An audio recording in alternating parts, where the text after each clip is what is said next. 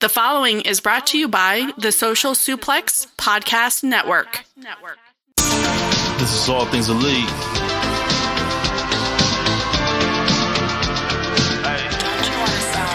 Welcome back to All Things Elite. Load up the pod, man, it's on when we speak. Rich right here, let me warm it up for Austin and Floyd. Couldn't be no one but the boys. When it come to All Things Elite from the fan perspective, swear, man, it ain't no question. Hear from them first. Swear, man, they putting in the work. No, they had to get me for the verse. Social Suplex Network's on. I was at a time in your headphones. Austin and Floyd on the microphone. Backing out on the ring, getting in the zone. Pulling up the show, give it 7 stars, you already know. Who else could it be but the show with the proclivity for positivity? I'm gone.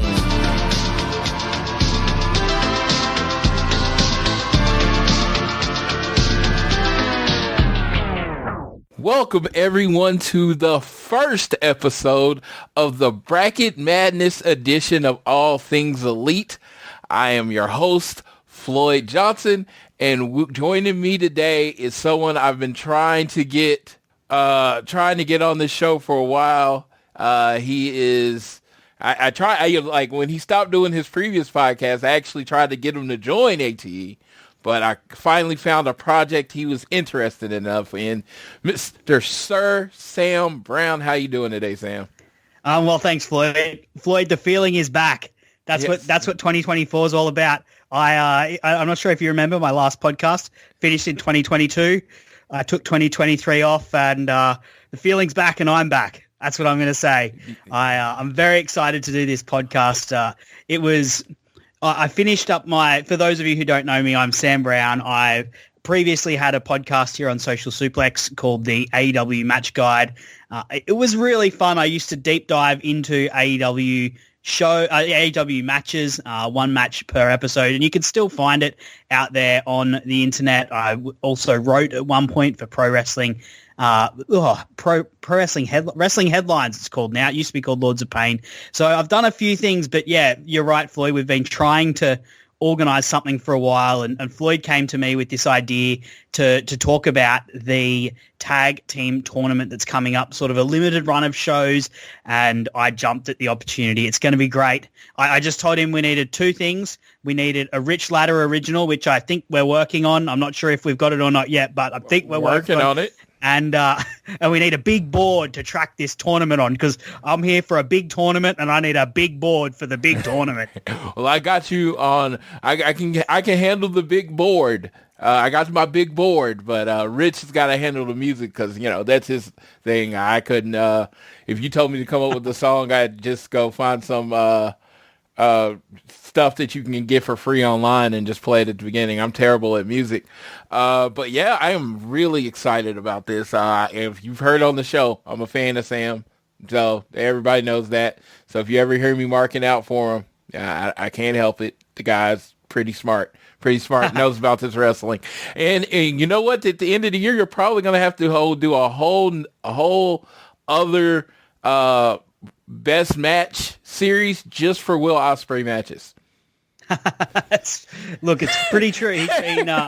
He's been very impressive. We'll say that in his first few outings as a full-time AEW contracted wrestler.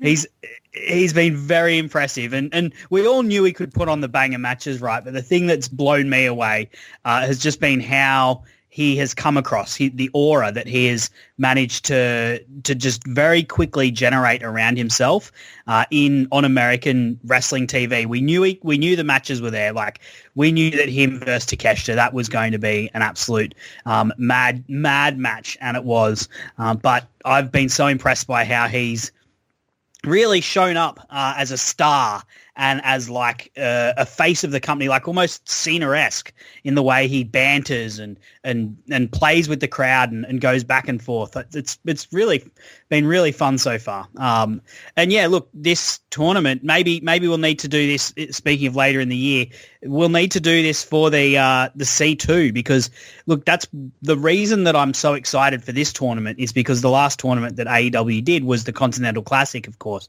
And for a lot of us, including myself, that was the thing that really dragged us back into AEW after, really being not so enthused with a lot of the things that were happening. That was the the program at the end of the year, the 2 months at the end of the year that sort of dragged us back in and got us back into this thing that that we loved, that I spent hours and hours and hours and podcasting about, and you've spent so much time about as well. And I'm hoping that we get that for the tag team division, because AEW, when they started, they said that they wanted tag team wrestling to be a main event thing, and to varying degrees they have succeeded. Of course, we saw on Revolution it was a main event of a pay-per-view, and at varying times it's felt like the tag team division is a very important part of what makes AEW special. But I wouldn't say it's been the home run that we hoped it would be.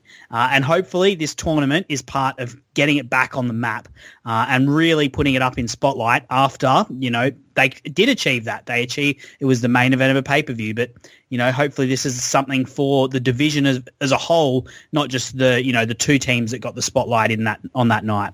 Yeah, the tag team division, of course, is close to my heart, my favorite team being FTR.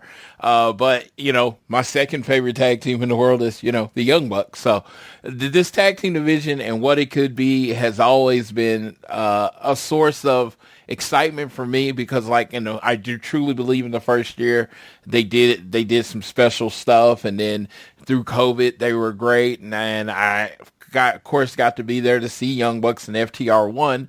And I think they did great, but, after FTR beat the Bucks, and then they went on, they put on some banger matches again, and then they got to the Ricky and Big Bill. And, I like Ricky, like Big Bill, but to me, when you have a company with a tag division that has FTR, that has the Young Bucks, that has all the... you will be shocked at how many established teams that are in that are in AEW when we go through our list. But you have a team like, I know Lucha Bros, Ray Phoenix has been hurt, visa issues, all sorts of stuff there. But Ray Phoenix has been hurt. But you got the Hardys. There's no reason for a makeshift tag team to have the belts, and that's nothing towards Ricky Starks or Big Bill. That has nothing. This is not about them. You know what I mean? This is about the tag team wrestling, tag team belts, and how I want the tag team belts treated with the same respect as the singles titles. And just like you wouldn't have Matt Jackson go become the AEW World Champion next week, I don't want a team just, we're going to get together and win the tag belts. And I know historically through wrestling, that's how it's been, that you could just throw two singles guys together and they win the champions. But this is the change. This is about changing the world. This is about tag team wrestling also being presented as main event wrestling. And it's just like, it shouldn't take makeshift teams to make it main event wrestling. FTR and the Young Bucks should be able to main event any show. The Young Bucks and the Lucha Bros should be able to main event any show. You know where I'm going. I'm not going to go through all the different combinations. Yeah. But if you're treating tag team division like it's on its own, two singles guys that get thrown together should probably struggle teaming together, because that's what wrestling is. I think also what you want to see is not just the big program, because if I think back to when was the peak of the tag team division in AEW, I think it's hard to go past 2021 when the Young Bucks were sort of the center of everything, and it's not that there hasn't been time since then that it hasn't had a strong top, but underneath it hasn't been thriving like, say, the singles division does. And you've always got, the Young Bucks there. You've got FTR there. Those two are reliably the top two teams in the division. But then it's important to have fleshed out programs for guys, like the Lucha Bros or House of Black, OC and Trent, who are going to be in this, or best friends when they're around as best friends, Mox and Claudio. And you can see that they've kind of been doing that, trying to put those things in place. But I think, the trios division being created sort of diluted it maybe. I was a fan of the trios division when it was first announced, but perhaps that's been one of the things that's taken the focus off, pure 2-on-2 tag team wrestling, because a lot of the tag teams are also in trios. Like for instance, one of the biggest acts in the company in 2022 was the Acclaim. And where are they at the moment? They're not in the tag team division. They're in the trios division. And alongside, who are they currently paired with? The Guns, who were a big rival of theirs in the tag team division, and who were a big rival of FTR's in the tag team division at one point. So what I would like to see is a healthy middle. And if we do get what we hope is going to be, and I guess if we're segueing into talking about this tournament, what I really hope is one of the things we get is a big field. I want to see, 24, 28, 32 teams. I want to see a big field, because then it gives the chance for it not just to be, this is going, you can see on one side, you've got the Young Bucks. On the other side, you've got FTR and Mox and Claudio, and it's obvious that they're going to be, like, who's going to be in the finals. You can see, there's going to be stories that go where there's teams that just get to the quarterfinals, but they've still had 2 rounds of matches to do their own thing and sort of push their own case as to, like, what they're doing and what their characters are doing and where they're moving. And that's the kind of thing I'd love to see with this tournament.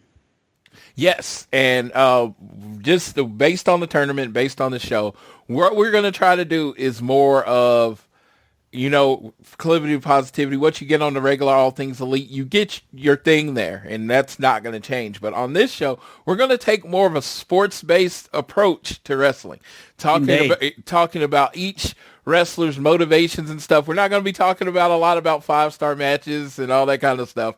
We're going to be talking about the teams and their motivations to wins and losses. Wins and losses are the focus of the show, and the motivations towards the wins and losses. FTR right now, just using them as an example, they've kind of been on the skid. They've taken a lot of L's.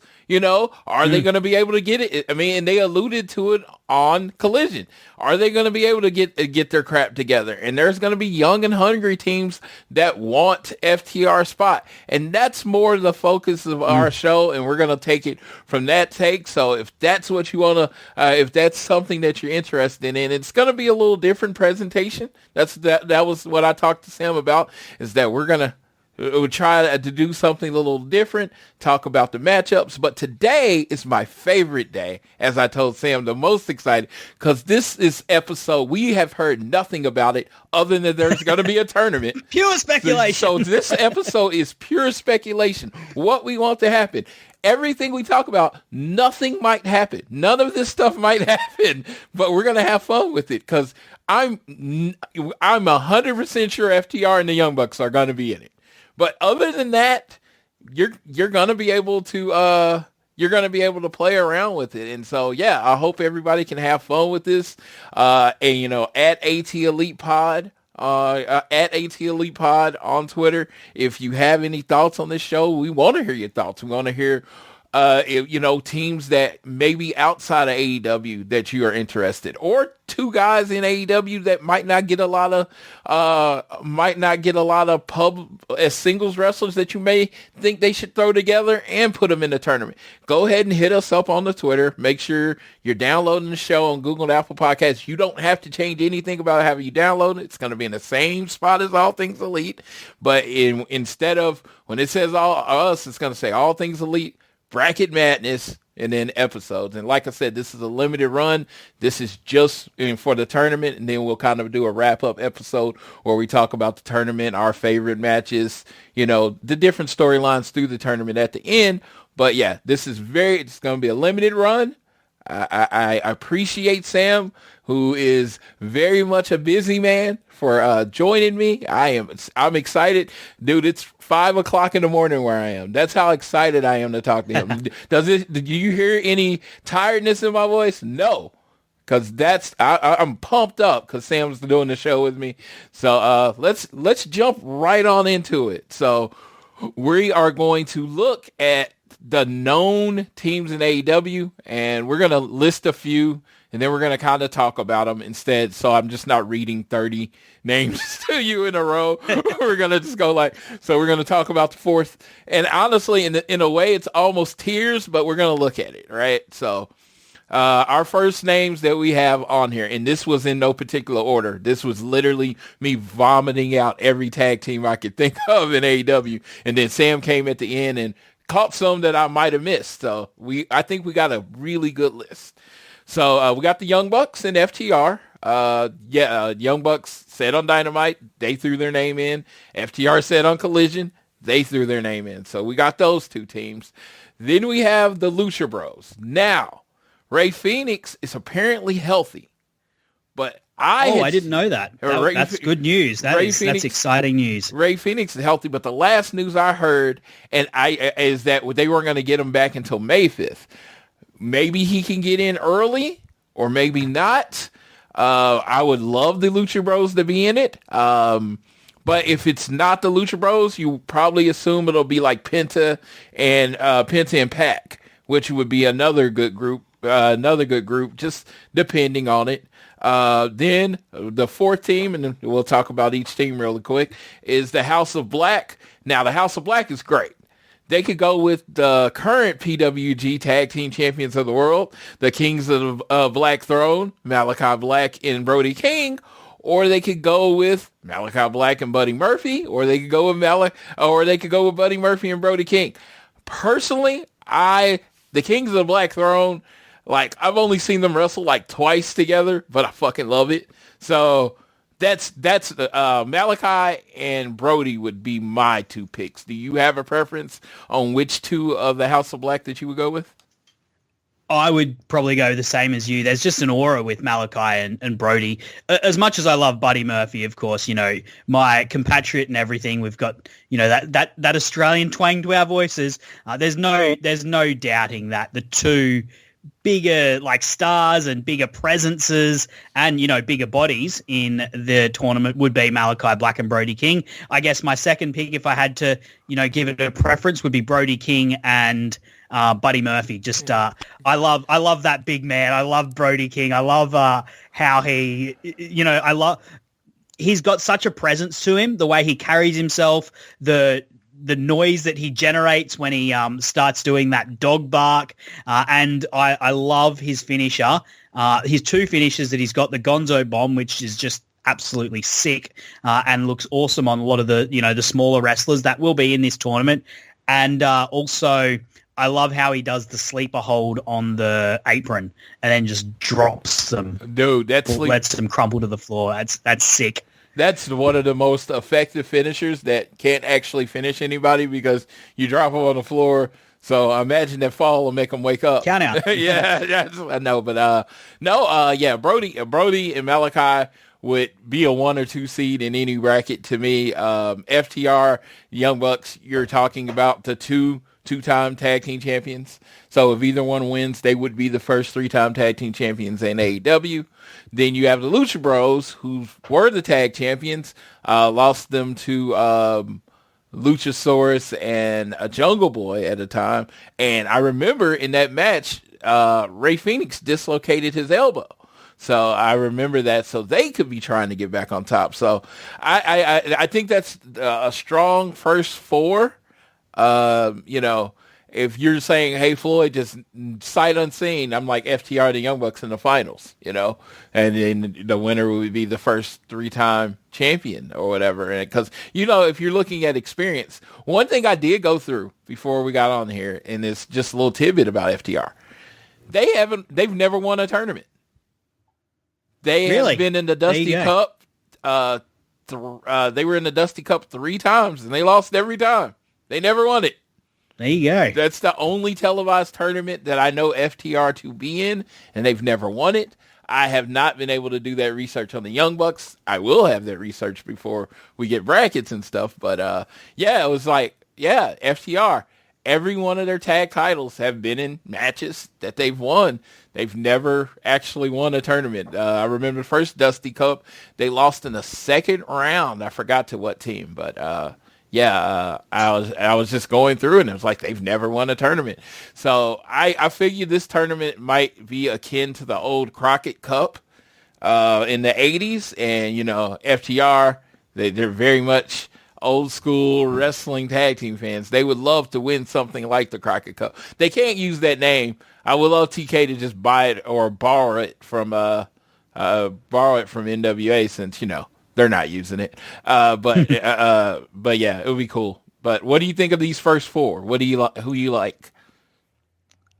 Did you want my seating, or are you just talking about these? Honestly, four? Whatever you're thinking. If those four, like, let's say. Look, I'll talk about these four. We can go through them, and then I'll tell you what my top 5 seeds would be. Yeah, look, Young Bucks are coming in as I guess management. Really, right at this point, they're coming off a loss. Yes. Management, they're not looking so hot. But there might be potential for them to certainly maybe book themselves in a way that is favourable, given that they are management. I imagine if there's a first round bye, that they would be very quickly giving that to themselves as a way to sort of make their run to the final as smooth as possible. FTR. I think a tournament like this is made for FTR. It's got that glint of history to it. As you said, it like kind of reminds you of the Crockett Cup. It's the kind of thing that would hopefully be a legacy promoting thing that they would do, like it's something that they could hold on to as part of their legacy, and legacy is a big part of what FTR do, particularly legacy in the ring and those in-ring accomplishments with like their 7 stars as representing the 7 championships that they've won. Something like this, I think, will be a big deal for FTR to show up in the matches and hopefully to run deep as well. Because, as you said, wins and losses are going to matter, and they've had a few losses. There's no doing an Eddie Kingston in this tournament. You can't lose the first match and win the rest, because if you lose the first match, guess what? You're not going forward. You're out. You're gone. So you've got to string together the wins. But so FTR will be motivated as characters to really rip and tear through this tournament. And we even saw early on, we saw some interaction with the infantry, who are a team that really have not shown themselves to be prominently. They're not prominently positioned in AEW at the moment, but even they felt like they could come out and talk smack to FTR's face, because FTR have been they just got a little bit on the slide potentially, and they not on the winning side of it. Yeah, I was just gonna say they just got choked out at home. Choked out at home in North Carolina, like not very far away from each of their houses or whatever. It's like, like that sucks. I'm standing 5 feet. I'm standing 5 feet away from Cash's mom, and and we're both got this sad look on our face because it didn't look like they were going to get up. I was buoyed by you telling me that Ray Phoenix is healthy. That makes me very happy.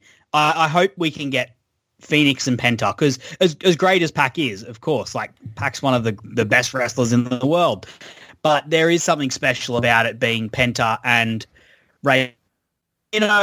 The Lucha Bros really deserve to sit alongside. We talk about the Young Bucks and FTR, but the Lucha Bros really deserve to sit alongside those guys as the 3 foundational pillars for the tag division, particularly when you look at what they did in 2019 alongside the Young Bucks to establish the reputation of the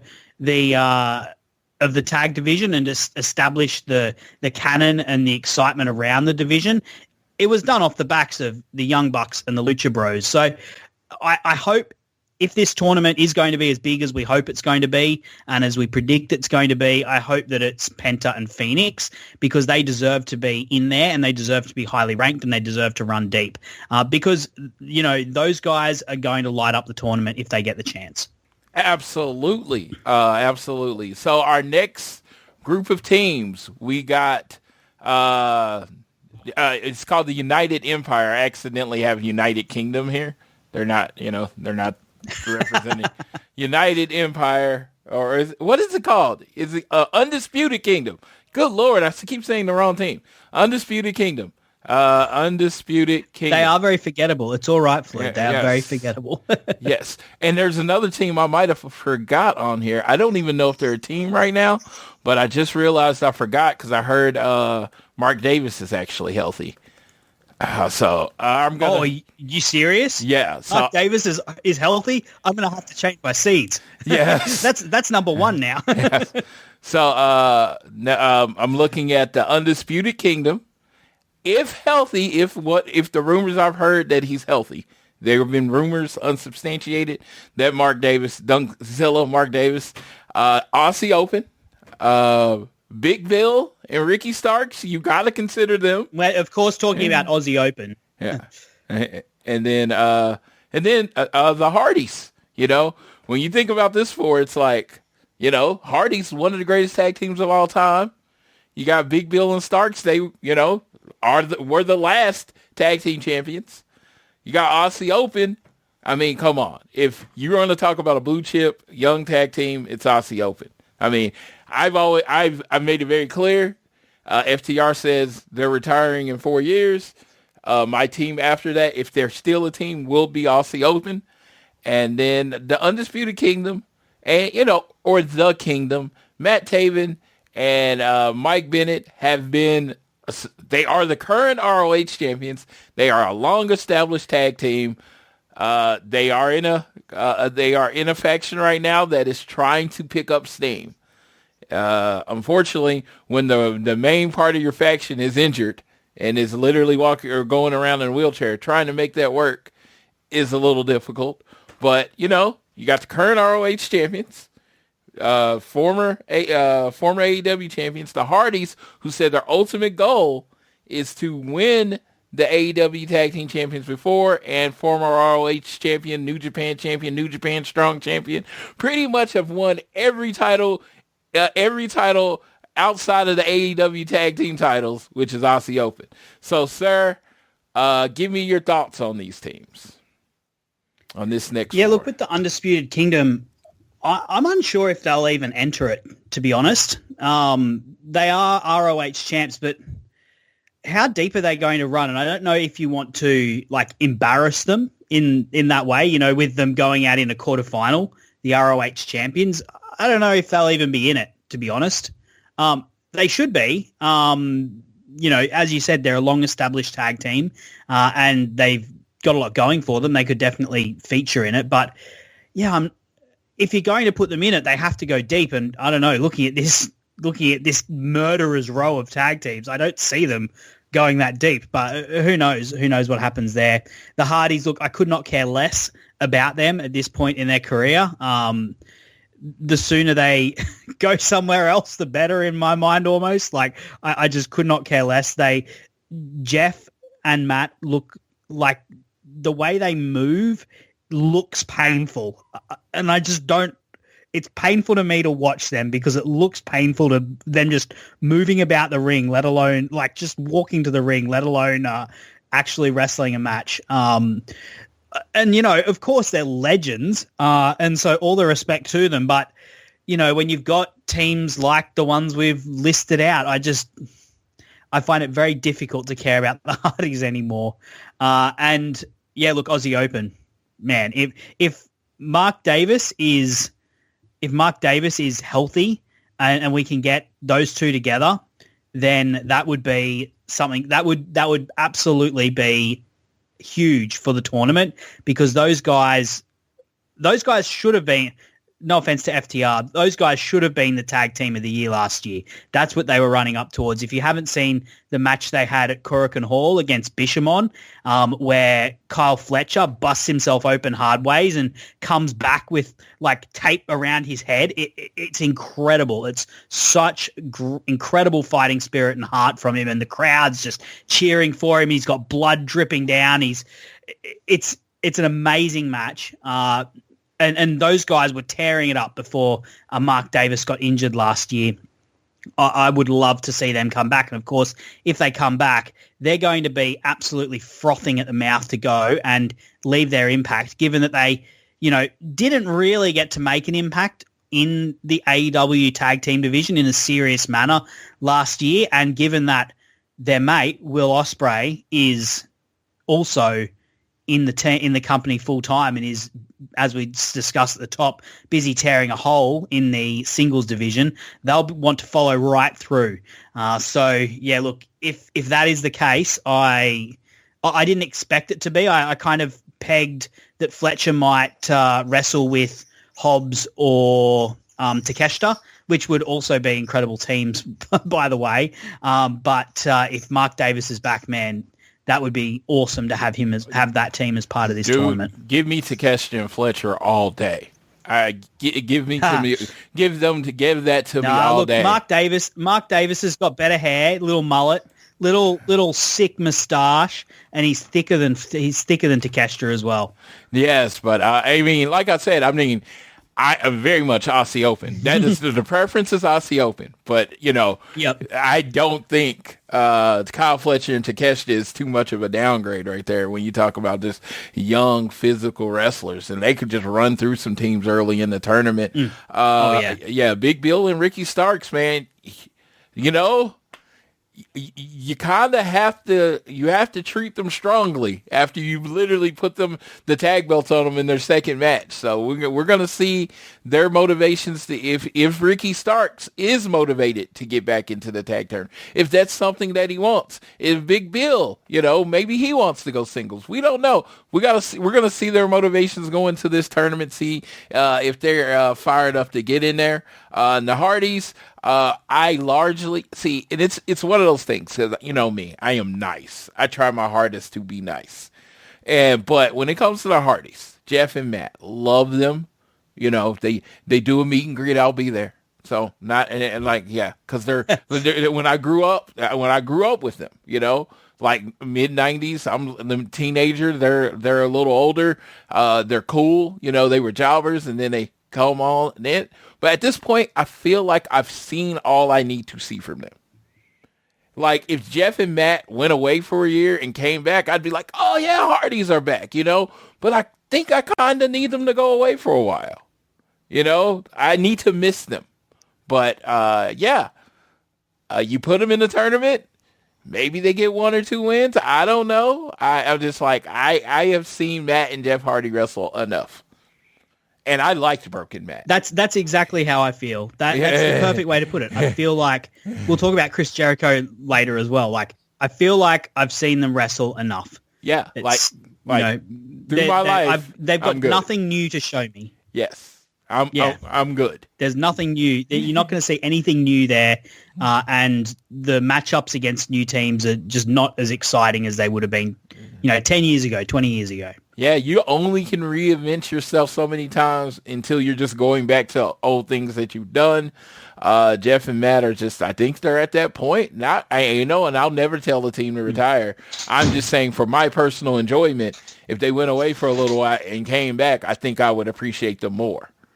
Then the next list, we're getting not necessarily into the top seeds, but we got the Dark Order. We'd assume that to be Silver and Reynolds. We got OC and Trent, because Chucky T of the Best Friends is out with the injury. We have Mox and Claudio. I believe they're undefeated this year. And then we have the infantry, the aforementioned infantry that put FTR on notice on the Collision. So I know I'm going to talk a little bit about the infantry because I know a lot of people aren't familiar with them. They mostly compete on ROH. It's the Captain Sean Dean and Bad News and Tattoos Carly Bravo. They are, they very much, they're 2 former military people, hence the name the infantry. And they're in a group, a 3-person group with Trisha Dora. She's also in the infantry. And they have this finisher, which is a Russian leg sweep. And then the guy runs and does a boot into the Russian leg sweep. It's called a boot camp. They are booked pretty strongly. They win a lot of matches on ROH. Actually, funny story, is when I was at Revolution, the night before Revolution, there was an independent show. And I found out infantry was on the group, and that's the only reason I went to the show was to see Carly and the captain. So that was a lot of fun. So they are a very good tag team. They got their chemistry. They know their characters very well. Very confident. You know, Carly Bravo and Shondine put together, they are stacked. They're very athletic, moving. That's the best way I can give it to you. It's not like I wouldn't, they're not what you would call, they do tag team moves, but they don't do that traditional tag team, like just a lot of in and out type of things. It's more of, they get in there, they're real physical with you. They're working to get that boot camp on. But yeah, that's the infantry. I certainly didn't know that much about them, but I think a lot of people, and myself included, were very excited to see the promo they cut on Collision this past Collision, where they came out, and they really did call out the FTR for what was, you know, they've been on the slide a little bit. They came out very confident, and the verbiage and everything, it seemed to have some energy to it. I'd like to see these guys go a little way. It seems to be they seem to be setting up something with FTR in the tournament, whether that's, I hope not the opening round, because I'd like to actually see these guys go a bit deeper than that. Maybe, you know, second round or quarterfinals. It could, you know, be leading up to something a little bit heated with Cash and Dax. Absolutely. And that's where I think would be a mistake. Like, if you put these like immediately in the first round, like I would like to see FTR and the infantry maybe in the same bracket, maybe a second or third round where you can build up the infantry as a threat, and you can build up the infantry as a threat. Exactly. Right now, let them get some wins. Yeah, because right now fans don't think of them as a threat. They're just like, FTR is going to shatter machine them and get them out of there. But if you could get them some wins and build them up as a threat, that would make a great match for later on in the tournament. And that sets them up, you know, like the way that sort of Daniel Garcia got set up in the C2. You know, he went in there, he lost a lot of matches. He wasn't exactly, he wasn't exactly stacking up the wins, but he came out of the tournament with momentum because the crowd had bought into what he was presenting. And even though in this tournament, obviously you can't have losses because as soon as you have a loss, you're out, these guys could get a couple of early wins. And, you know, part of freshening up the division and making it feel good and strong is you see new teams surging. You know, 2022, we saw the Acclaim surging and really coming from nowhere to become the most popular team. And that felt amazing. Or, you know, in 2020, you had Hangman and Kenny sort of come out of nowhere and become this force in the tag team division. And it feels like the division is moving and fleshing out and growing as you get these teams coming in and stamping their territory. Can we move on to talking about Mox and Claudio? I'm shocked that you're excited to talk about Jon Moxley. I didn't know if you were that big of a fan of him or not. No. I mean, honestly, when I'm looking at them in Revolution, I saw them, they come out in the shoulder pads, and immediately I thought they could be the Road Warriors of this tournament, where their matches aren't very long, because Mox and Claudio just come in and run through people. They're going to be a problem. You know, honestly, with the win against FTR, and I don't think they've lost as a team, how do you not look at them as a 1 or 2 seed? Absolutely. I completely agree. These are two guys who not only have they got great singles pedigree. Jon Moxley is pretty much the most, he's been the most dominant wrestler in the singles division in AEW. And Claudio has also had, you know, some big moments. He was the ROH champion for nearly a year. He beat Chris Jericho. He's had he beat Zack Sabre Jr. He's had big wins in the singles division. They're two guys who also have great pedigree as tag team wrestlers. You know, in WWE, Dean Ambrose and Seth Rollins and The Shield, that was a huge thing. And they were a big a very dominant faction in there, and you know who was against them? Cesaro. Cesaro. So it's no surprise that when these two came, that when they, one of my favorite matches in WWE and tag teams, one of the reasons I actually got into writing about wrestling was Dean Ambrose and Seth Rollins versus The Bar. And it's no surprise that when Mox and Claudio have come together in the tag team division, that they've been immediately able to get wins over the likes of FTR, who are, a very, as we've said, they're one of the pillars of this division, and Claudio and Mox have been able to beat them because they are just two absolute wrecking balls. And I've really enjoyed having Mox in a new setting. I feel like he hasn't been... 2023, he sort of took a bit of a back step, really, after the Hangman feud. Really took a step away from being that top guy in the singles division. And it was not as his character was not as interesting. And I think even through the C2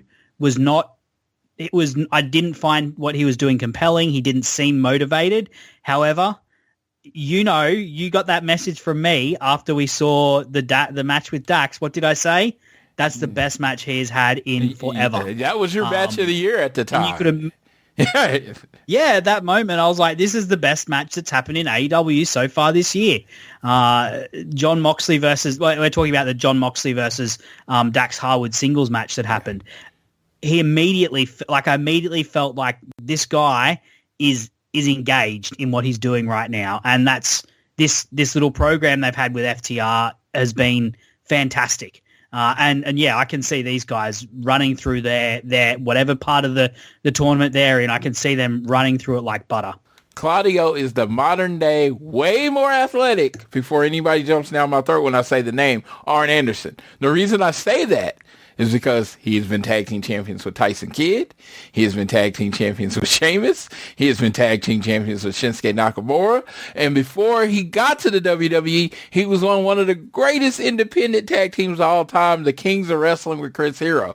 So this man has had 4 different tag team partners that he's won championships with.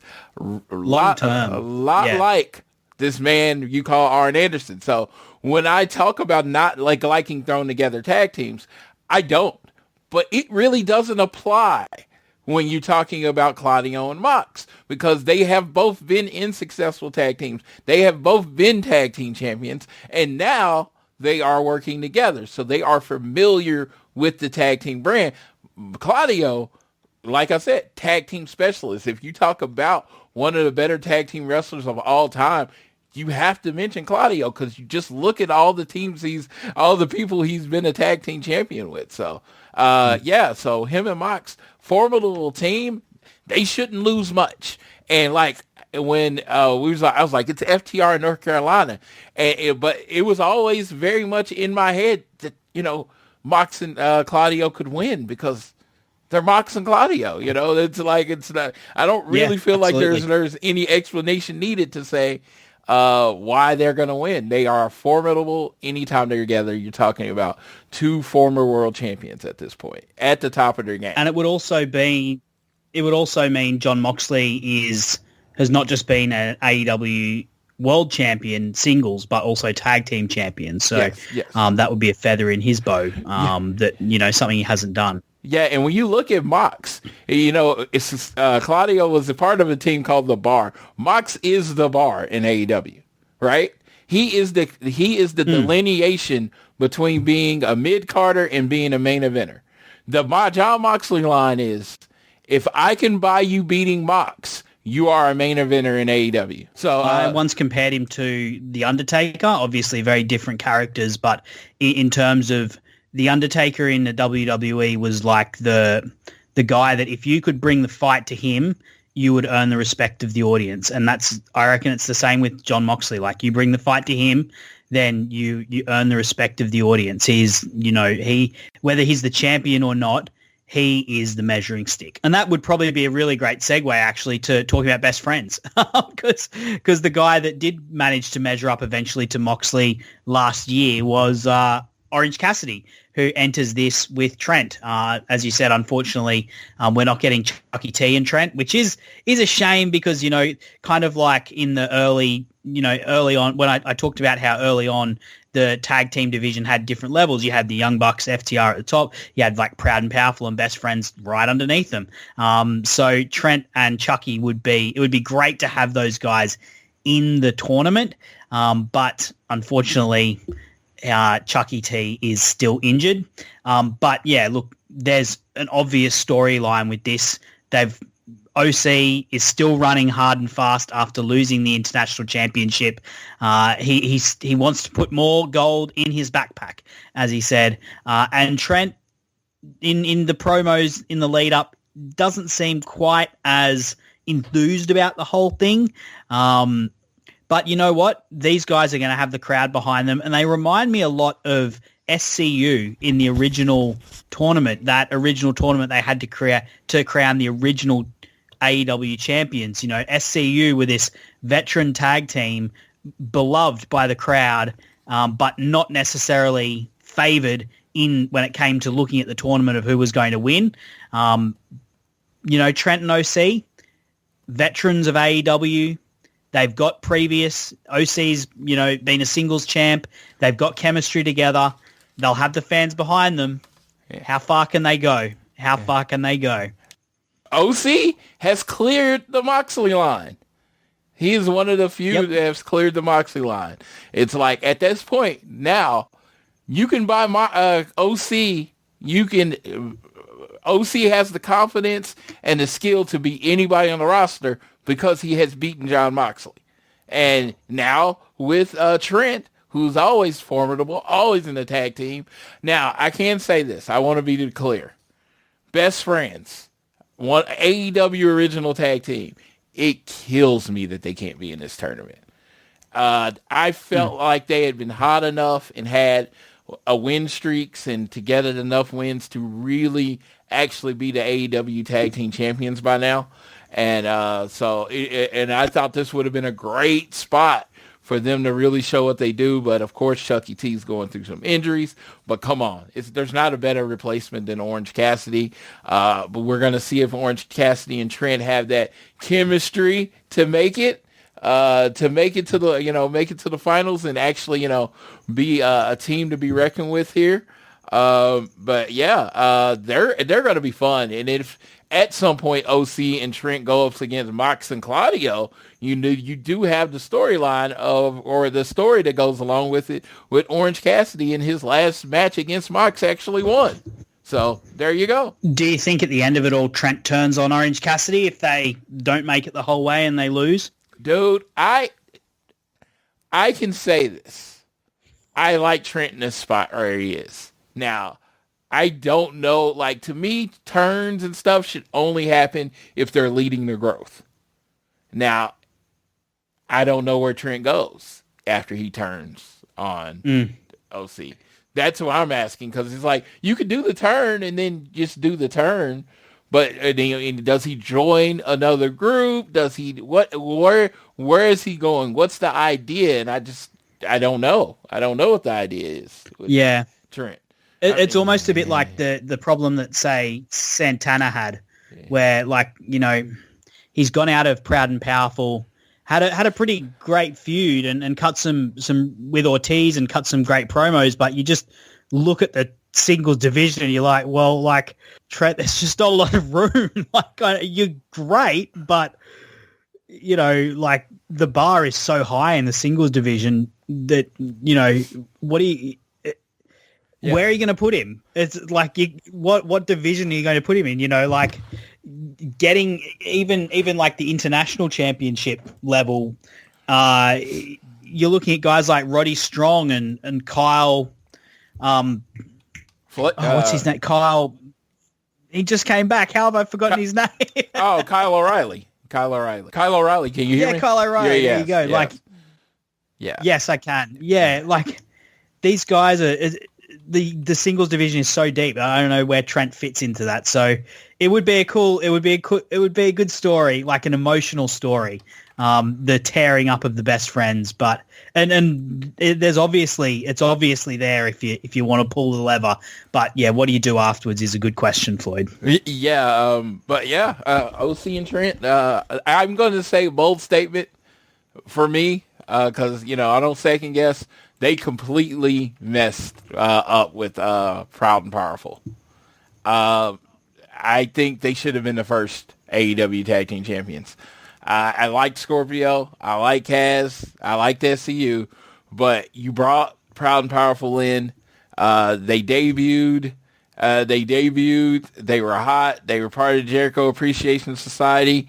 They should have won the Tag Team Champions, and you would have had Jericho as the World Champion and then Proud and Powerful as the Tag Team Champions.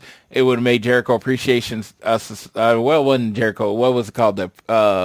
What were they called? The Inner Circle. Inner Circle. That would have made them look stronger. And I just thought, that would have built. The Inner Circle was wildly successful. Don't get me wrong, but when you have factions like that, you're supposed to make stars, right? You're supposed to make stars. The reason you put Proud and Powerful and Sammy with Jericho was to give them that name value to make themselves stars. And honestly, they ended up just kind of being like almost Jericho's goons instead of making it on their own as a tag team. So this is like 5 year ago fantasy booking at this point, or Monday morning quarterbacking, as we call it here in America. But yeah, I was just like, I felt like, when Santana was talking about his problem, he's like, they had their chance. Why he didn't want to be in a tag team anymore, he's like, they had their chance and they didn't do anything with it. And I was like, can I really be mad at him for saying that? Because it was a very true statement.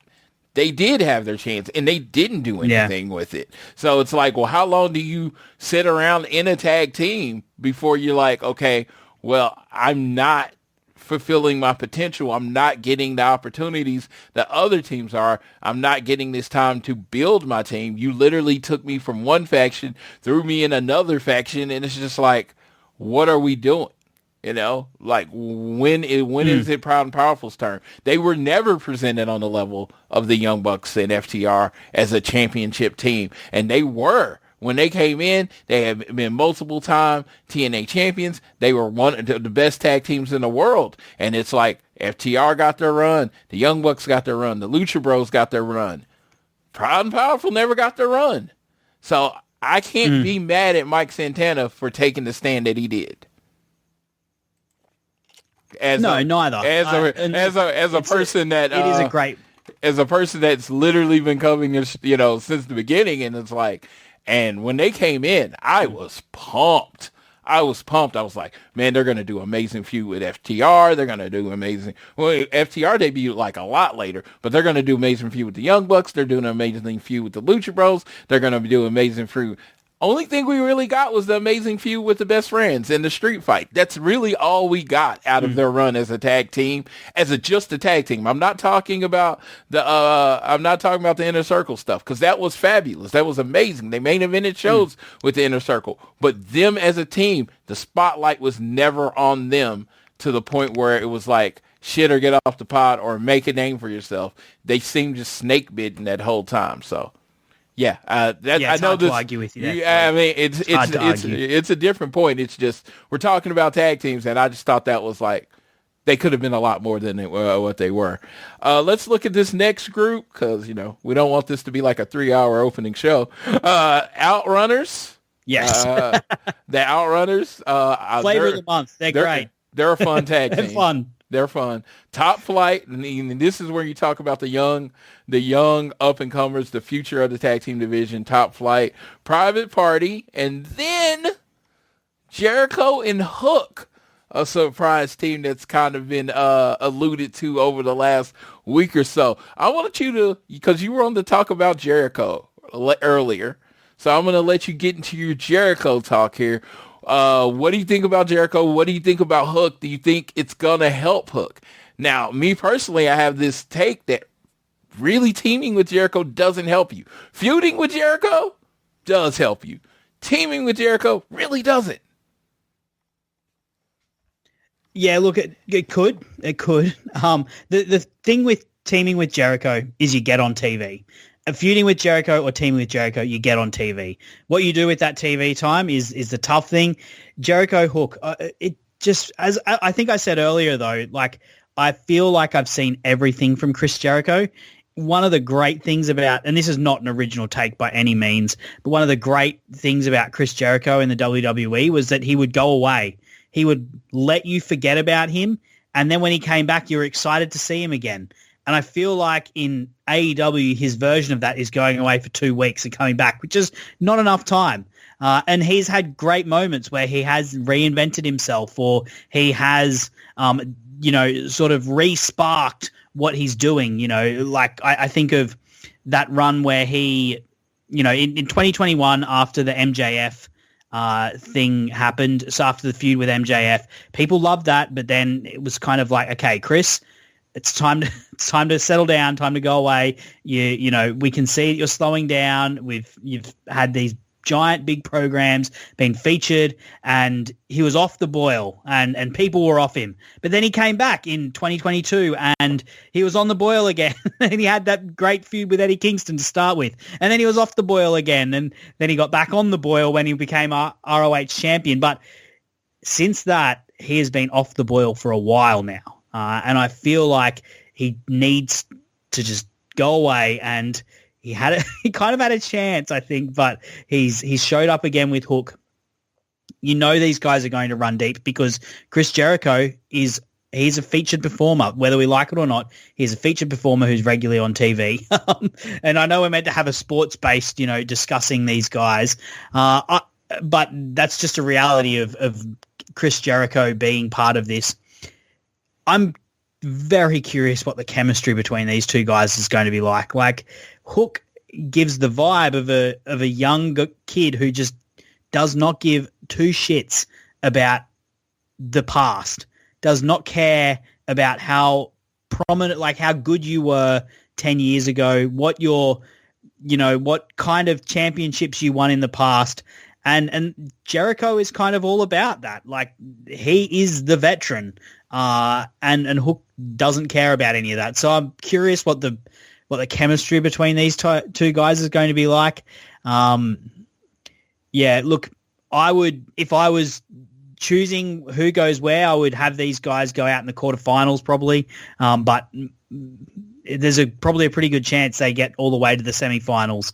I doubt they're winning it, but I'm curious what happens afterwards with this one. Like, does someone turn on someone? Does Jericho turn on Hook when they lose it? And, or does he get jealous of the fact that Hook is young and sexy and he isn't? Because, Chris Jericho, what does he always want? He wants to be a rock star. He ended up being a professional wrestler. But what he really wants to be in his life is a rock star, because he wants to be a young, sexy rock star that all the girls like. And what's Hook? Hook is the young, sexy rock star of AEW. He's not a rock star because, kids in their 20s now don't want to be rock stars. They want to be something else. But he's the young, sexy thing of AEW. And I feel like this is leading somewhere where Jericho gets a bit jealous of Hook, or something along those lines, and just how effortless things are for Hook versus how much effort Jericho seems to have to put into everything these days. I'm curious how this all ends up, but more than anything else, I'd just love to see Chris Jericho take a break, even though it's probably not realistic at this point. Dude, that's the whole thing. I am not as done or as over Chris Jericho as I am other acts that we talked about earlier.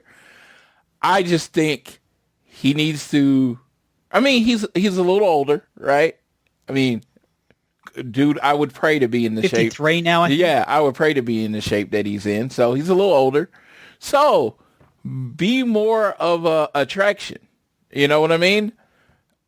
Be presented as an attraction, as in maybe 4 or 5 times a year you come into these big feuds and you have these big matches, and then you rest your body, you heal, you work out, you do your band stuff in between, because you are Chris Jericho. You do have a name, but Chris Jericho doesn't just need to be on TV every week at this point. At this point, they have brought in a new group of people, a new group of headliners to really focus on, so you can take Chris, keep him healthy, keep his body fresh, so when he comes in, he's putting on great matches. And I think Chris Jericho very much has a spot in AEW. I just don't think it needs to be as an every week performer anymore. 100% agree. He could be their Undertaker. He could transition into being like Sting almost. Yeah. And that's what I'm like. Like a once every few months proposition. And you do the big matches, the stadium stampedes. He can always be involved with those. And it's just like I said, it's just allow him at his age at this point. They have put in a lot of money into rebuilding this roster. Let the new roster carry it. Let's see what they got. Let's see if we can make another Chris Jericho. You know what I mean? Another person as big as Chris Jericho. Because you can't rely on Chris Jericho forever. Not because, just because, Father Tom doesn't lose, So you can't rely on Chris Jericho forever. But yeah, Top Flight, Darius and Dante Martin, the most exciting young team in AEW. I like it because of injuries. They've had a couple stop and starts. So a couple stops and starts because of injury. But when they put it together, they're a phenomenal team. I feel like they're the Takeshita of the tag team vision. Like they're going to, it's like all they got to do is just put it all together. They're going to be stars.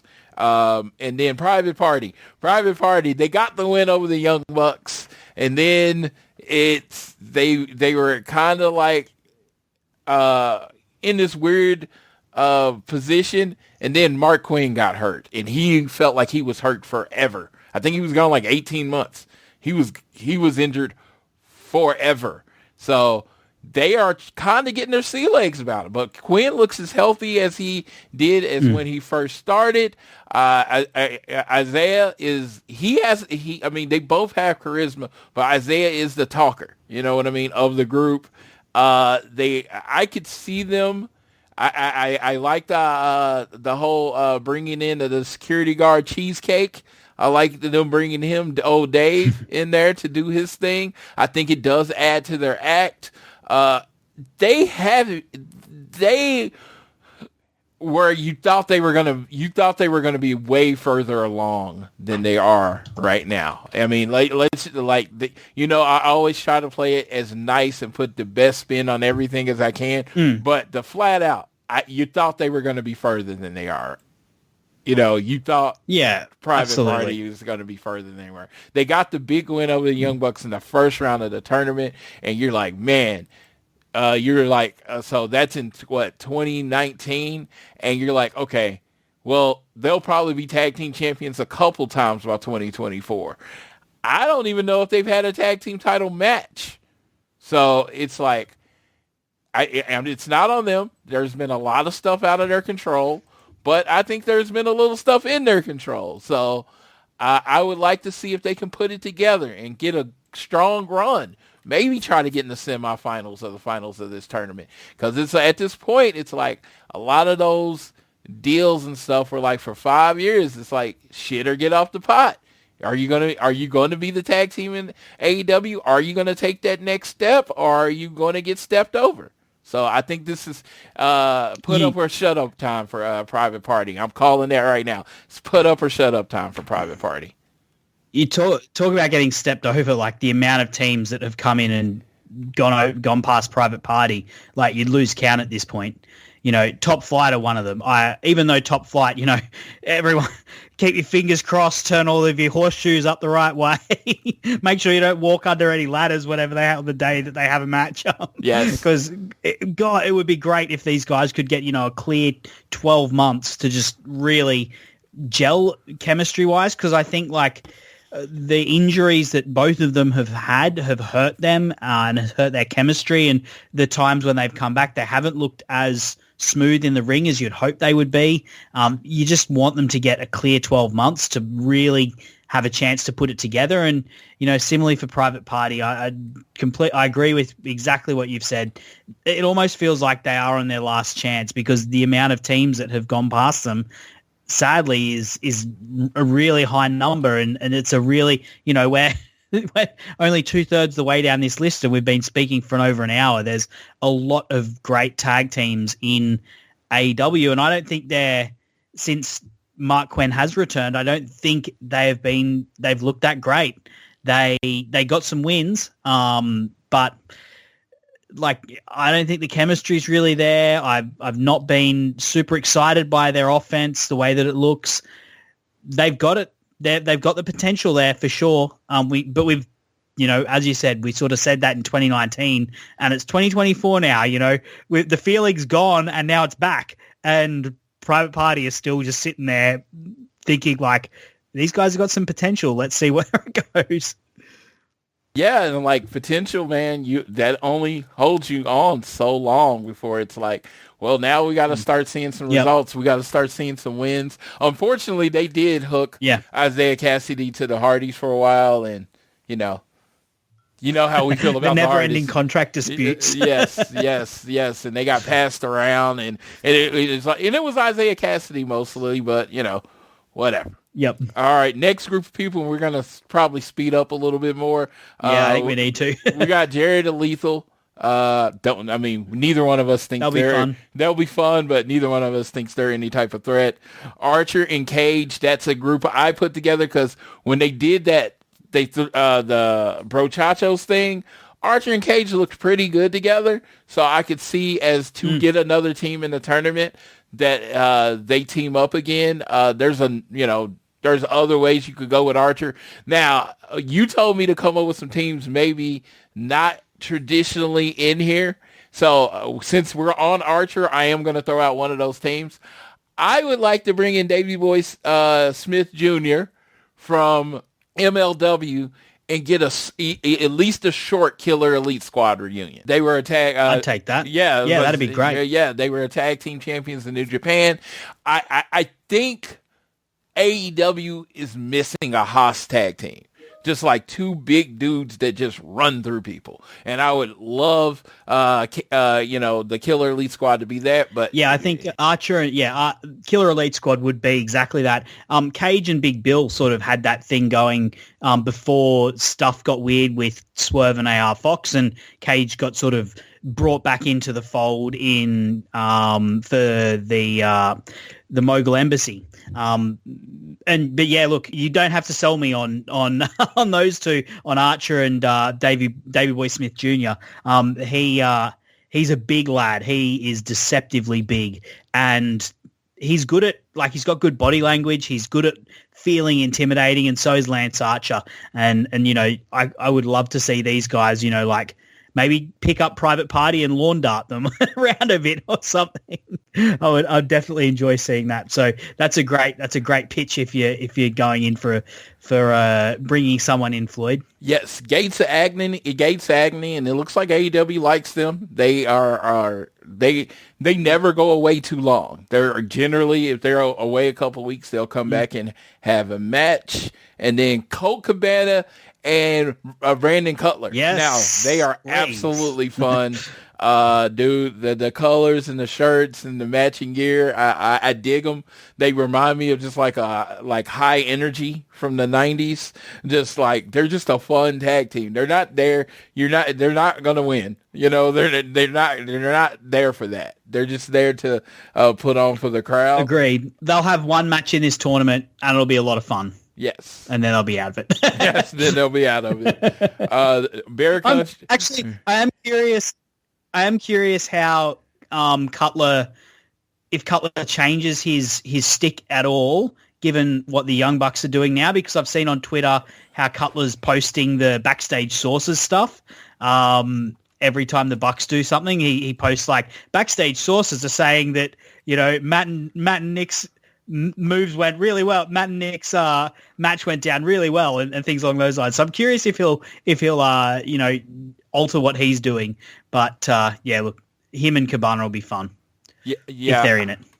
Yeah, I think they will be, and it'd be kind of fun if they're in it, and the only reason they're in it is because of the Young relationship with the Young Bucks. That would just be hilarious. Oh, yeah. That would be great. Like, they're the first people that the Young Bucks wrestle. You know, like, hey, yeah, nice, easy win. Then we got the Patriarchy, which we would assume would be Nick Wayne and Luchasaurus. I mean, it's kind of Luchasaurus and Jungle Boy all over again. So you could do something with them, but I don't think they're in any danger of actually winning. The team we talked about earlier, if we want to do anything with Kyle Fletcher and Takeshita, if you want to do Kyle Fletcher, Takeshita, or Kyle Fletcher and Hobbs, they could get a lot of wins. They could go far.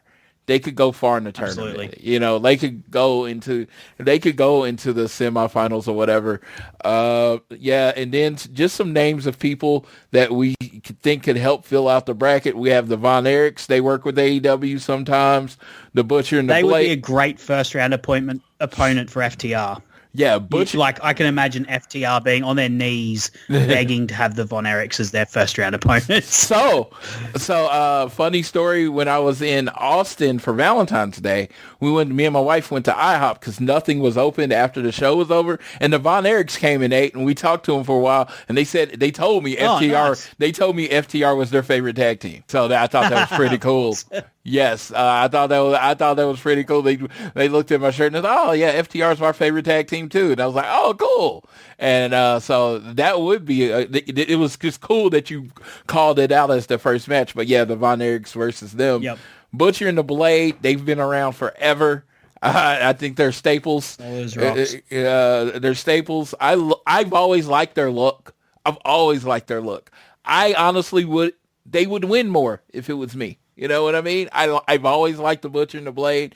I would definitely, they kind of went through this thing where they were crazy, and I kind of would have stuck with them. Hired hitmen to just go beat up people. And I think that could have been used. And then the Workhorsemen. Hold on, just with Butcher and Blade. Yeah. I've never listed like my top 20 tag team matches in AEW, but I think if I was to list my top 20, I'd find it hard to leave out the Butcher and the Blade versus QT Marshall and Dustin Rhodes, the bunkhouse match that they had back in 2020, and they just, or it might have even been 2021, but they just bled buckets in derbies, and it was incredible.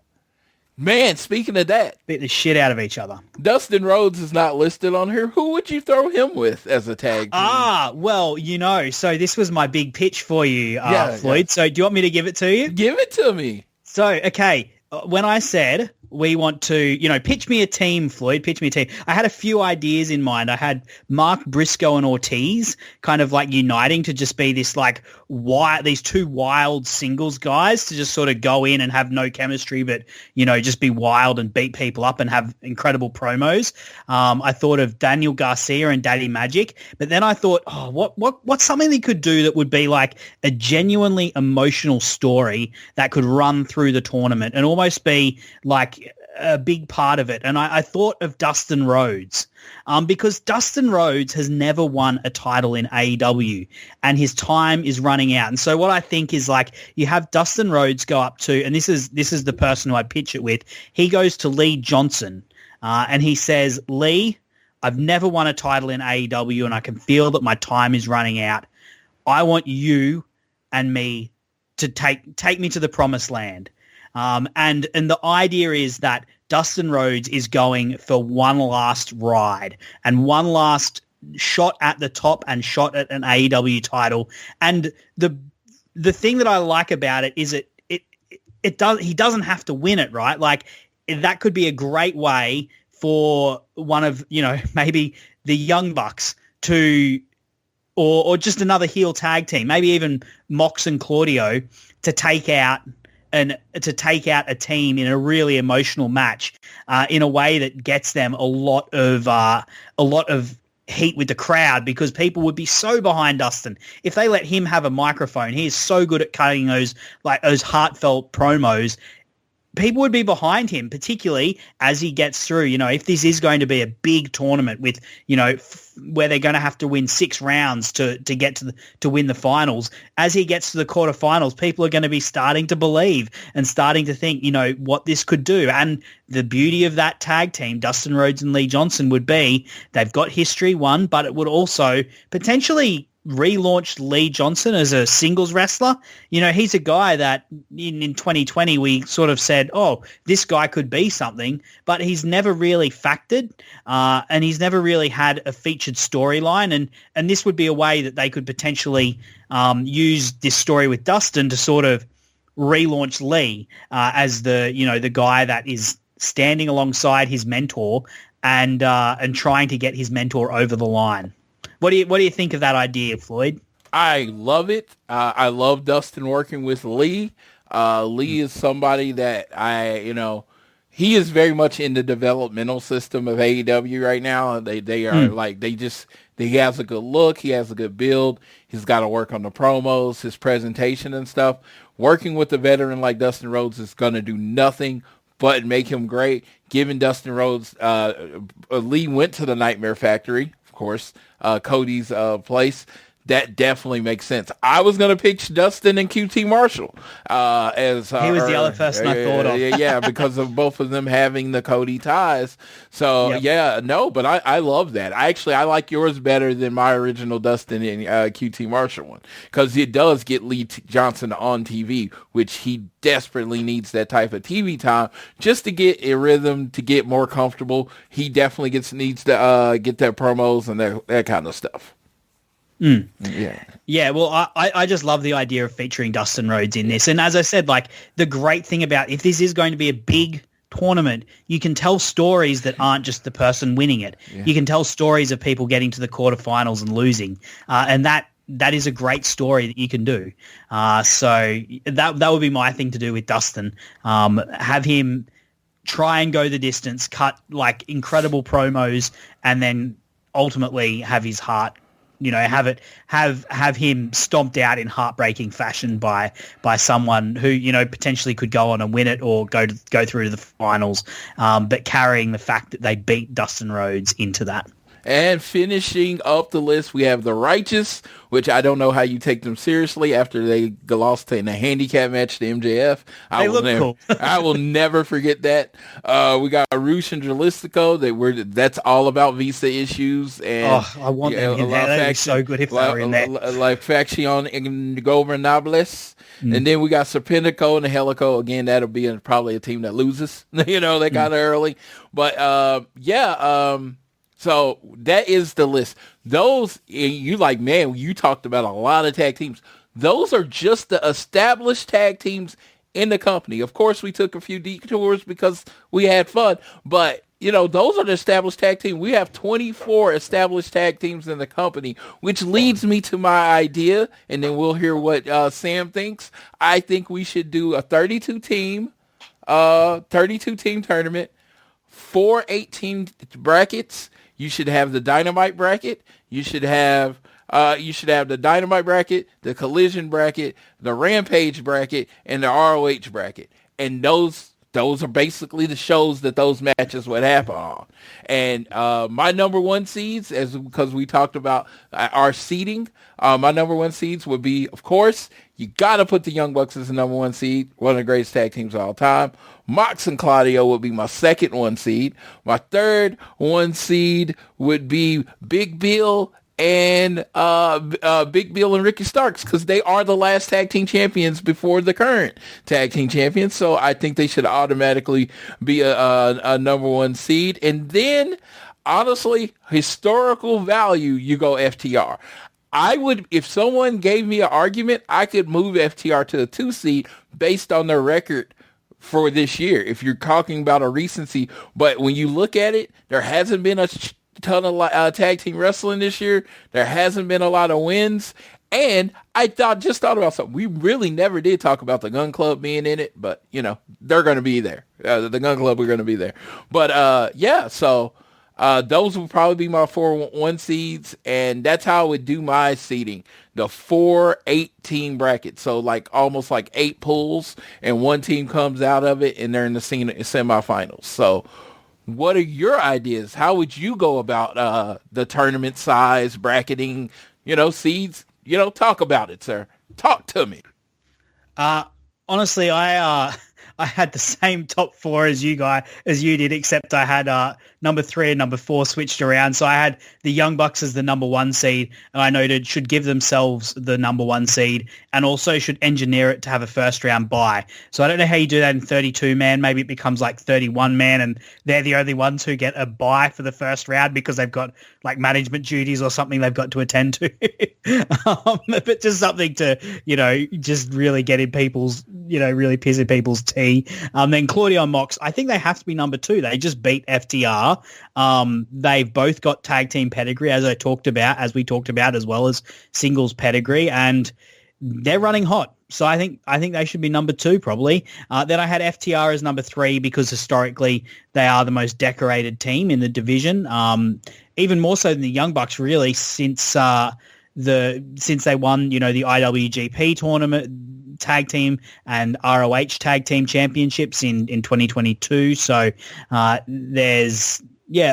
think they should probably be the number 3 seed, and then Big Bill and Ricky Starks as number 4 if they choose to. And then I also ranked the number 5 as House of Black. I sort of, to be fair, I did I put FTR as number 3 because I wanted them on the opposite side of the brackets to the Young Bucks, which will feed into who I think is going to be my semifinals and finals. So can I move on to those and tell you who I've got in my semifinals? Yes, absolutely. So in my semifinals, I have on one side the Young Bucks versus Orange Cassidy and Trent. And this becomes a redo of the SCU versus Bucks match that, really cemented the Bucks heel turn back in 2021. Of course, they turned heel on Jon Moxley, attacking him when they were meant to be teaming with him against Kenny Omega and the Good Brothers. But the thing that really cemented it was the way that they viciously beat up Chris Daniels and Frankie Kazarian, SCU, and made it so that those two could never team together again, because that was the promise going into that match, that if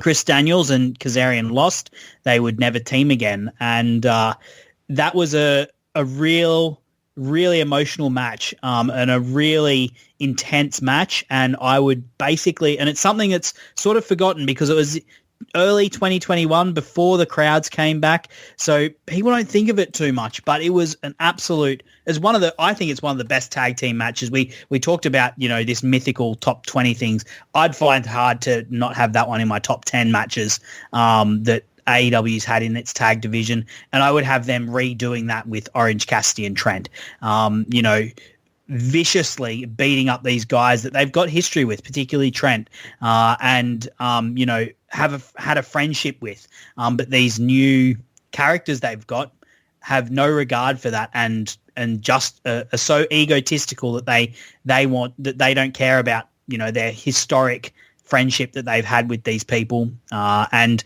the love that the crowd has for them.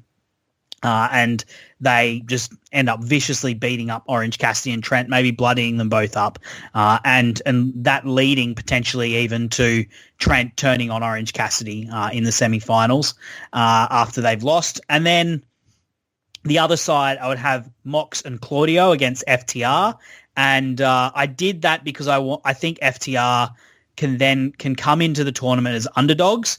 And they come in, particularly if Mox and Claudio are running super hot going through this tournament. I asked myself, why did Moxley beat Dax? Then they did a draw, and then they lost. FTR lost to Mox and Claudio. FTR don't lose a lot in AEW in tags. And for good reason. They're one of the top teams. And I asked myself why that happened. And I think it's because it sets up an ultimate triumph that these guys have got to do. They've got to get over this mountain to get into the finals, which sets up the Young Bucks versus FTR for the finals. If you're going to have a big tournament, have a big final, and this is the biggest final they could do. Floyd, what do you think of that, and who have you got for your semi-finalists and finalists? And then I'll tell you who I think should win it. Okay. The crazy part is I kind of, this is about to be very boring because I had the exact same two teams in the finals, FTR and the Young Bucks. It's shocking. I thought on the other side, I picked Top Flight as my team to face the Young Bucks in the semifinals. Yep. I think you need to get a young team over. One of these teams that you have been putting a lot of time into and you're trying to build, have Top Flight go on this run, right? And you get to the finals, and then when the Young Bucks just devastate them, everybody are going to hate the Young Bucks, right? Now, the FTR Blackpool Combat Club thing, you pretty much told the story how I wanted to. But the big thing is in that semifinals with the Blackpool Combat Clubs, it is such a physical match. FTR basically barely makes it out, maybe a roll-up or something, and they're hurt. And then they go into the match with the Young Bucks hurt. And then in my world, how I see it working out, a very injured FTR loses to the Young Bucks. Yeah, I also had the Young Bucks winning. Yes. Sorry, yes. Floyd. and let me just say this. I love my boys, but when they were winning every time, unfortunately, the tag team division was kind of boring. I don't like it when they win every time. When I started watching the FTR, they were heels. You know what they did a lot? Lose. So it's not like cheated. Yeah, they cheated. So no, I would like to see. I'm big on it. I would like to see FTR when I first fell in love with them. They did the work the limb tag team style, like with the arm and leg. I don't know how well that would go over in AEW. I don't think that's a AEW friendly wrestling style. So they would absolutely have to not be good guys to work that style. You know what I mean? Mox and Claudio can work that style. The Young Bucks can work that style. Bad guy teams can work that style because they're not trying to get cheered. But it's very much not a friendly style to the AEW audience. But I want the story of FTR having a crisis of confidence. I want that going through. And, I think that's better. That's the most relatable, that kind of thing. I want the Young Bucks to be these over-the-top assholes. But the most important thing is I want Mox and Claudio to run through people. I want them to be like, when they get to wherever you're ultimately going to get them, their average match time is like 7 minutes. They're like destroying people, They're like the bullies of the group. Do you remember what John Moxley did to Preston Vance when he was still number 10? Yeah. That was such a good match and so almost unique to AEW because they don't do that where like one guy gets all the offense and just beats the absolute shit out of the opponent. Actually, you know when they just did it on Collision, they did it with Okada. He like beat up three jobbers in that tag team. He but they rarely do that kind of thing. And Mox and Claudio could do that to some of these teams. If we go through the list of people that they could do that to, they could do that to the Outrunners. Just this colourful team that people love. They just beat the crap out of them and destroy them. Cabana and Cutler even potentially, and that, as we said, like that sets up this giant mountain that FTR have already failed to climb a number of times. It sets them up to overcome that. But then in the finals, guess what? FTR now have a new mountain to overcome again. And it's a totally different one, right? Like the Young Bucks are a totally different proposition to Mox and Claudio, but it's still like with a team like FTR where the whole thing is that they are these, they're not the biggest guys, they're not the strongest guys, but they fight with so much heart and they've got so much belief in themselves and one another. That's a team that, they're going to be better when they're chasing something and they're trying to climb a mountain and the crowd gets behind them because they want to will them to climb this mountain, but they don't know if they necessarily can. And, them getting to the top, getting to the final of this giant tournament and losing to their long-term rival sets up another mountain for them to climb. And, maybe that mountain maybe it takes them all year to climb that and they don't get there until next year or something. But, it sets them up with a quest to go on. And that's something that I think FTR need.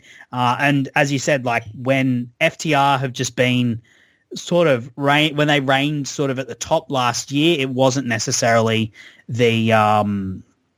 it wasn't the most compelling of positions for them. And I think it also makes sense for the Young Bucks with these new characters to win as well. Like it sets them up to be the center point of the tag team division, which, worked so well in 2020 and 2021. Arguably that's when the tag team division in AEW was at its best.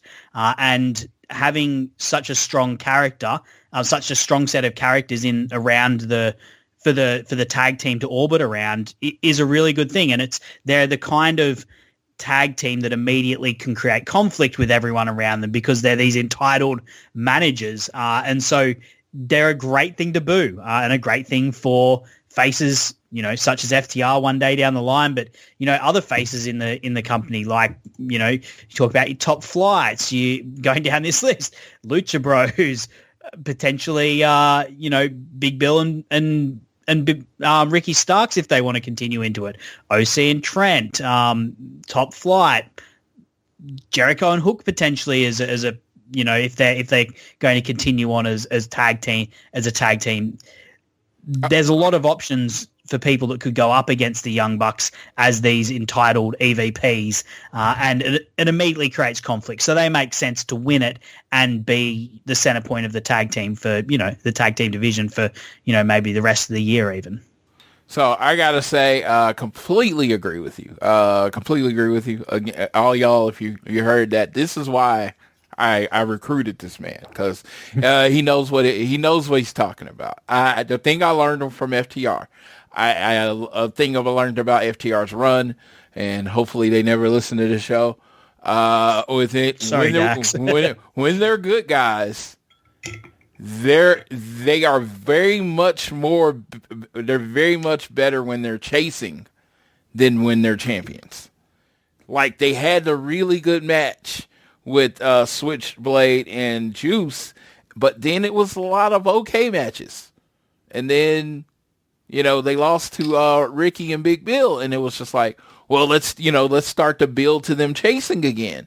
And I just think when they are on the good side of the thing, they are better in that chase mode. And when Young Bucks are where they are right now, they're better as being those long-term champions that you can build a team to eventually overcoming. I remember it all out in that cage match when the Lucha Bros beat them, and that big, amazing pop because the evil Young Bucks had finally lost. They put tacks in the shoe and they did everything to try to keep winning. Brandon Cutler was involved. So if you can do that now, you can try to rebuild that magic, and you can pick a team that is not established right now, or pick a team like Top Flight, Private Party, what group you want to, and Aussie Open, and then they eventually beat the Young Bucks. It's going to elevate them to that next level, and it is time for you time to focus on that new crop of tag team wrestling. I mean, the Young Bucks are a little older. FTR is very much, they said they're on their last contract. Who is going to be the next FTR? Who's going to be the next Young Bucks? Who's going to be this next group of tag teams that you're really going to push? So, yeah, it's time to start making those decisions now. Like, is Kyle Fletcher going to be mainly a singles wrestler, or is Aussie Open going to be the guys? Because if Aussie Open's going to be the guys, you know what? It's time to let them start being the guys. You know what I mean? So it is like I said, I want FTR. I want FTR to have another run, and I want FTR to have another long run, and I want FTR to win Tag Team of the Year. I want all that stuff for them. But it's just at this point in time, I think it is time to start establishing the next crop of tag teams. It doesn't necessarily mean FTR has to lose a lot, but start featuring the other teams as you're building your next generation, because FTR is about legacy, and their legacy is going to come from working with these young teams and getting them ready to be in that spot. And later we're going to have, like the Guns and the Acclaim coming back into the division once they're out of the trios. Yeah. Because we, as we said, we didn't talk about those guys. We don't expect them to be in this tournament, but they're going to come back in later. And, maybe the Guns as a face tag team. That seems weird in my mind, but potentially as a face tag team going up against the EVPs. Or, I think Aussie Open would be a great that would be great. Kyle Fletcher is 25 years old, so he's still got plenty of time to establish himself as a singles character, and maybe the way he sort of implants himself in the hearts and minds of the AEW fan base is as a tag team. And, who else followed that road? Who was, who's become a pretty good singles wrestler and a pretty big singles star? Hangman Page. Who else did it? Swerve Strickland. It's a good pathway to sort of get you rolling and get people behind you, and then you can branch off and go into the singles division as a way. Maybe you could find someone for Daniel Garcia to have a tag team with. He's still pretty young. I think it seems like he's being, deep in the singles division at the moment, but if he's, needs at a loss for something to do, maybe a tag team between him and someone else, him and Daddy Magic, maybe him and Willa Yuta even. These long-term rivals getting together could be a tag team that could go up against the Young Bucks. There's lots of options with the young guys in AEW. There's so many different ways you could cut it. Yep. So as we get towards this, basically we're getting towards the end of our show, I had one more other tag team that I thought, and I don't know if he's cleared, if he has his visa issues, but I think they would be a great tag team. You want to call them the Bandits, Brian Keith and Bandito. Oh, yeah. Yeah, that'd be nice. Yeah, it was another team I thought of, but I also had some ideas of bringing in teams from other companies. I definitely think you should bring in Bishamon from New Japan. Yep, I am 100% behind They're that. great. If you want to bring in Guerrillas of Destiny, I'm cool with it just because I want to hear their theme. Motor City Machine Guns from Impact. I think the Ace and Bay, which is Chris Bay and Ace Austin, if they are available, I definitely, they are another team that I think you should bring in. But I honestly, if you want to see Floyd mark all the way out, it's the Motor City Machine Guns. I have FTR versus Motor City Machine Guns. I want so bad. I want on the Forbidden Door. I'm like, dude, it's FTR and Motor City Machine Guns. It's such a dream match for me. Literally, if they said, hey, what's today? Monday. They said, hey, the show in Wednesday, they're going to do FTR Motor City Machine Guns. I would drive, fly, or whatever to be at that show. I would not work that day, whatever I had. I would be in Boston to be for FTR and Motor City Machine Guns.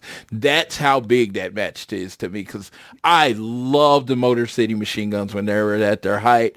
I love FTR, just period. And I just think, man, Motor City Machine Guns is that they very much have that old school, the Rockers, the evolution of the Rockers and all that kind of style. So the perfect foil for that on the other side would be FTR, and I think they put on some amazing matches. But I do think if you want, you should definitely bring in some teams from the other thing and make this just seem like a big grizzled young veterans would be the other team that I would bring in if I could. Yeah. A couple others I thought of as well. Catch 2-2, Francesco Akira and TJP. They're hell yeah.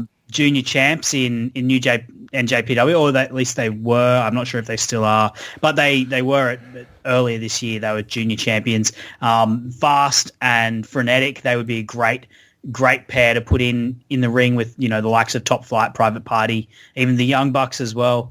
I was thinking CMLL. I was trying to research. I don't watch CMLL. I was trying to research tag teams. I don't do a lot of what American traditional tag teams would be. One team that I came across, though, that seems to have done a little bit that has worked, that have people that have worked previously in AEW is Rocky Romero and Soberano Jr. They've done tag team action in CMLL. So that could be an option. And then you've got someone from CMLL in it. I know there's potentially political stuff with AAA guys like Pentagon and Rey Fenix being around CMLL guys, and that's something that's way beyond AEW's ability to heal. They'll heal the relationship with New Japan. You know, we want them to heal the relationship with Impact so we can get Motor City Machine Guns, but there's no way in hell they're going to heal the relationship between CMLL and AAA, because that bad blood runs deep. No, deep I mean, and dark. I mean, it's WWE and AEW. You know, okay, WWE and AEW is not working together. Yeah, they're not. That's what I'm saying. They're not working together next week. Yeah, and you know, it's like if Tony Khan's like, oh, you can borrow Wardlow. Yeah, okay, he can be on your show, but he can't lose. And like. Another team I'd love to see, but it's not going to happen, would be there's a team called the Astronauts. They wrestle in Big Japan. Fuminaro Abe and Takayuma Nomura. I've probably pronounced those incorrectly, but they're an incredible tag team. I've only seen a few of their matches, but they had a singles match last year against each other that was incredible. And it would be awesome if they could, you know, get more featured around. I don't know, guys like that who are just like doing the hard yards and doing it very well, but outside of the spotlight, you sometimes just want to like shove them into the spotlight somehow. And the Astronauts would be one that I would love to get onto AEW TV, as unlikely as it is. They'll tell you, if you go to tag Tony Khan and say, get the Astronauts in your tournament, and watch those dudes show up in the tournament.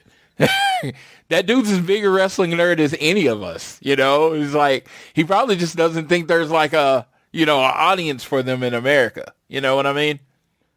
It's possible. It's possible. Yeah, I mean, because if anyone knows who they are, it's Tony Khan. You know what I mean? Because that dude, like, I thought I loved wrestling. And then you hear him talk about it, and he'll bring up these things that I some of the stuff I was there for, and I'm like, oh yeah, that did happen. And like, oh, okay, no, but no, I'm looking forward to this as we wrap things up. I am immensely looking forward to this tournament. I am hoping we get so many more announcements on big business. So like our show next week will have more of a direction as we look at the brackets and, you know. Well, they said the first matches would be on Collision next week. So we'll probably actually have the division and a couple of matches to review even. Yeah, and that's what I'm hoping for. And like I said, I think the smallest I would want is 16. 32 I think is ambitious. I do think 32 is ambitious. 5 weeks. They're going to have to move quick if they want to do that. 32 is ambitious, but I think the 16 is a very doable. They have, like I said, we listed 24 tag teams. 24 established tag teams in AEW. We did. During our talk, during that hour conversation, we went over 24 established tag teams, and we spent no time talking about the Gun Club and Acclaim. So if they want to do a 32 team, they have the people. They have the people. Chuck some singles together. Yeah. It's not hard at all, but if they want to, but 16 probably more reasonable. Because, they have to build to a world title match. They have other matches, other divisions. Other titles. So, and like, I'm pretty sure like 4 weeks of straight tag team wrestling probably wouldn't go over with the crowd. So, we'll see. We'll see what they do. I want them to be ambitious. I want them to go hard. I want them to present a sports style tournament, right? I want it to be a C2 rules, no interference. I am not a big no interference guy. If you know me, I love pro wrestling. And interference is as big a part as pro wrestling as anything. So I like interference. But I felt like it made the C2 so unique. And that's why I don't want it to happen on every match, that you could have no interference. I would love for this tag division, nobody at ringside, no interference, and just put on these banger matches. I don't like that no interference thing. I like no interference, but I don't like there being a specific rule saying there's no interference in these matches, because there shouldn't be interference in any matches. That's the whole point. Like, what it is that they need to be more disciplined with having interference, not having interference all the time. Because the whole point, like with the C2, it wasn't there was no cheating, but when there finally was some cheating by Jay White, it felt really transgressive because they'd been so disciplined with it. And I hate sounding like, some old guy or like Jim Ross, being like, they shouldn't have closed fists, like they shouldn't punch with their closed fists. But like the fact that they're saying that in these matches there's no interference, but in these other matches we're going to allow interference, to me that doesn't make sense. I wish they would just say something like, maybe the referees take these ones more strictly because, they know that they're bigger stakes. But then, of course, you have something like, the glaring issue for me was there was a Dynamite where we had two C2 matches and there was this emphasis on them being like, because these are so important, we're not having interference. And then they had a championship match for the TNT title and there was interference left, right, and center in it. And it was like, well, why is the TNT title not as important as the C2? And it's purely because Christian Cage is wrestling, we need to have, all of his family come down and do these things. And we need to have this big... Or maybe Christian Cage's... storyline thing with... Or just a simpler, maybe Christian Cage's management is just better than everyone else's. Yeah, I don't know. I don't like the inconsistency. I wish they would be more. They would just be more disciplined with it up and down the whole show. But yeah, definitely. Try and in this tournament, try and limit the amount of interference and cheating that you have, so that when someone does cheat, so that when the Young Bucks do cheat to destroy Orange Cassidy and Trent in the semifinals, or, do cheat to beat FTR in the final, it feels transgressive and it feels like it's something that is genuinely shouldn't be allowed, rather than just like, of course they've got to do that. That's just how these matches go. I like it being doing the tournament thing like a special thing, because cheating is wrestling. To me, I don't think I would enjoy wrestling if there was no cheating whatsoever. Just wouldn't. If there was no interference, no run-ins and stuff, I think that would completely hurt. Yeah, that's part of the drama. Yeah, it's part of the drama of wrestling. But when you say for these limited time, for this 4 weeks or 6 weeks, everybody's banned from the ringside. If you come, you're fired, right? I would love for them to write somebody off, like somebody's contract's coming up, and then they come and interfere, and then they get fired. That would be amazing, to show the stakes or whatever. But, I like that these things like the C2 and maybe this tag team tournament live in their own world outside of regular professional wrestling. It makes them feel special to me. I don't think about them in relation to the other matches, because they're in their own world. Tony Khan has decided this is this own world where, you're just going to get 2-on-2 matches, and that would be great. And when they go in their regular match, I don't even think about it again. But again, it's professional wrestling. I try not to think about too much about the rules. It's magic. You know what I mean? If you break down anything in wrestling, if you break down anything in wrestling till its core, it's all stupid. So don't think too hard. You know what I mean? Yep. No, I know exactly what you're saying. Absolutely. So it's like, so these live in this window, and then the rest of their matches are in the regular world of professional wrestling. Again, I don't know how they're going to do it or whatever. That's just like my whole thing. I loved the C2. Loved it. But I wouldn't want the C2 to be the C2 all year, because then the C2's not special. You get what I mean? Yep. I understand exactly what you're saying. And that's what made the C2 special. You were going to get these one-on-one matches. The bad guys still a cheat, or good guys or whatever, but you were going to get these one-on-one matches, and now you're going to get these 2-on-2 matches. I don't even know if this is going to be a rule, but if it does live inside that window, I would love it. But it doesn't take away for anything that lives outside of that window. I like that Christian... I like that when Edge has to be Christian, or Adam Copeland, he's going to have to overcome the whole patriarchy. It just makes it mean more. I think eventually Cody Rhodes has got to overcome the whole bloodline. It just makes it mean more, and it's just like, it builds up in the drama. It's like every superhero movie. By the end of the movie, they're facing this insurmountable task that we know they're going to overcome. But man, it's fun watching it. That kind of thing. So, So we'll see how that goes. I've really had a great time on the show. After there will be some editing, and after I edit it, we're gonna have a nice clean couple hours, I think, for you. 2 hours probably. Yeah. So, but we've had to go deep because we don't have a bracket. If we had a bracket, we wouldn't have to go so deep. Yeah, but I hope everybody enjoys. It's on you, Tony.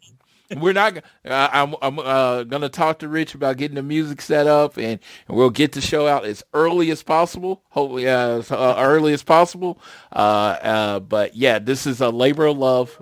Tag team wrestling is literally my favorite thing in the world. So when I say that's my favorite form of wrestling, you will get all of the passion, all of the loudness, and all the annoyance from me, and my perfect balance will be Mr. Sir Sam over here. Thank you for having me, Floyd. It's been really great to dust off the microphone. It's been over a year. I hope I haven't been too rusty, but it's been a lot of fun. If you are out there and you want to chat to me more about wrestling, you can find me on Twitter, Sir_Samuel. But yeah, look, I'm really looking forward to, or on the Social Suplex Discord, we should plug that because that's a lot of fun on there these days. I am terrible at Discord, really, but I'm trying to get on there more. It's since the Tunnel Talk and Trish and Sarah podcast girls went on there, it's kind of got a new life. So it's it's been fun it's been really fun for the last couple of months. But yeah, look, I'm really looking forward to this doing this podcast each week. We're going to be trying to put it out towards the start of the week after Collision. So we'll be, previewing what's to come in Dynamite and the other shows that AEW runs, and reviewing the matches that have previously gone, and looking forward in the bracket. And yeah, let's hope it's a big one. All right. Well, thank you, Sam.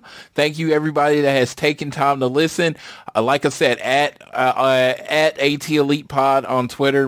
Again, you don't have to change anything about your downloading of the show. Google, Apple Podcasts.